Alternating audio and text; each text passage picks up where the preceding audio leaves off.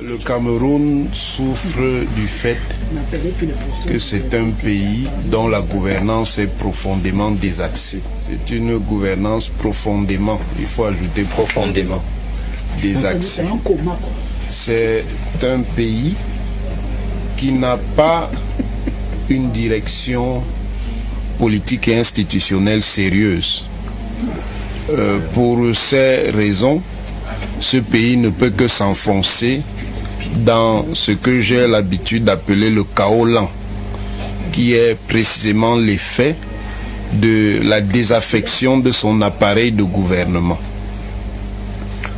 Pour qu'un pays avance, il lui faut des institutions, et des institutions qui sont modelées pour épouser les contours de sa dynamique sociétale dans toute sa complexité, avec ses sphères politiques, économiques et socio-culturelles.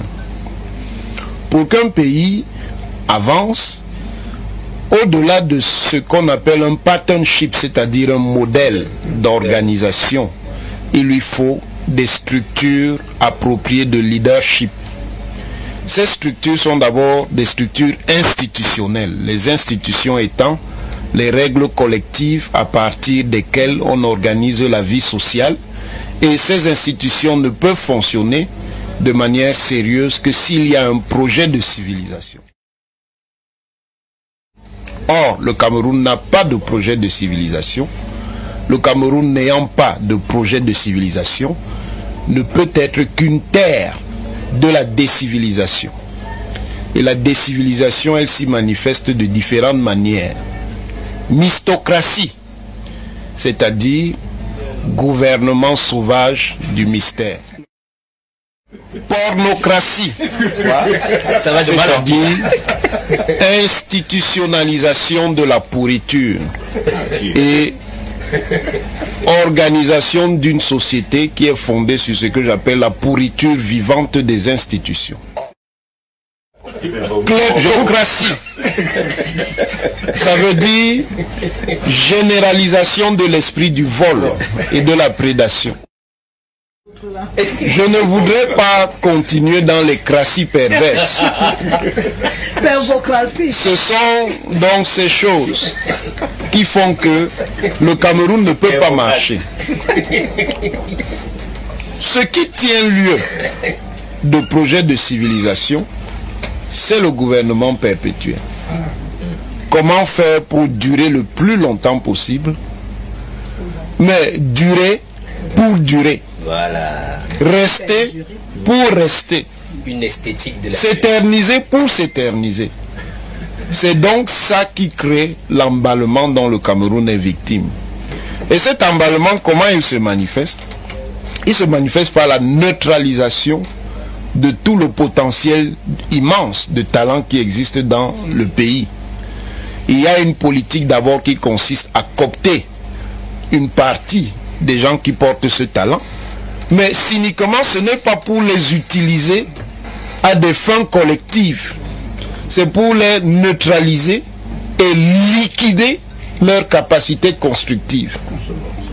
Et c'est ça le grand malheur du Cameroun, c'est d'avoir organisé un système de cannibalisation de ses intelligences, soit en les réprimant à l'extérieur du système, soit en les étranglant alors qu'on les a cooptés dans le système. C'est un système qui vit sur la base de la corruption fondamentale de sa population. On régule la population par le jeu du management de la faim. On affame pour mieux contrôler. On affame pour mieux contrôler. Ah bon. Et on contrôle par le rationnement du clientélisme, des avantages qu'on distribue.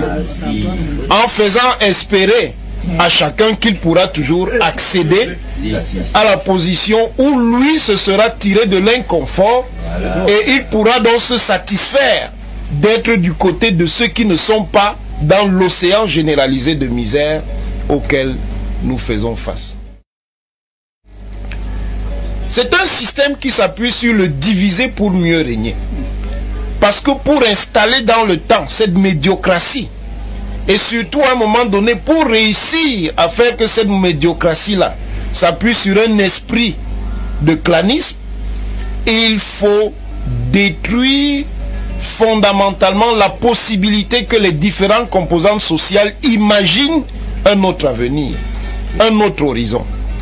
Alors, on se sert de la conscience identitaire pour opposer les uns aux autres, de telle manière à ce que n'émerge pas un front social, national et républicain qui pourrait un jour trouver la solution en ce qui concerne la réorientation du pays.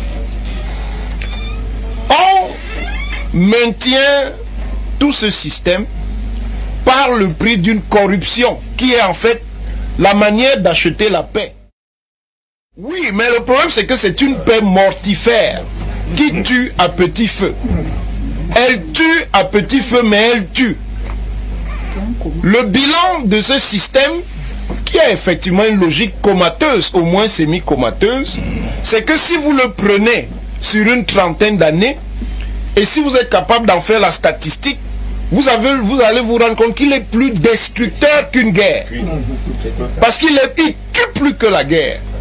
Il tue plus que la guerre en plongeant les gens profondément dans la misère, une misère qui les déprime. Et le pire, c'est que la misère n'est plus réservée aux catégories populaires. Elle a attaqué pratiquement aussi les couches moyennes. Il ne reste plus donc qu'une toute petite élite qui est complètement préservée de cette misère, parce que cette élite-là a choisi la logique du pillage systématique du pays pour se maintenir au pouvoir à perpétuité, mais en choisissant de tuer la société. À partir de ce moment, et ça je vous l'ai déjà dit, le Cameroun est déjà profondément en crise.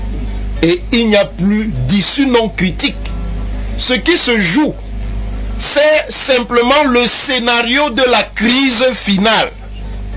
Est-ce que ce scénario-là va permettre à la société camerounaise, après l'explosion critique, de survivre ou alors de mourir une fois pour toutes?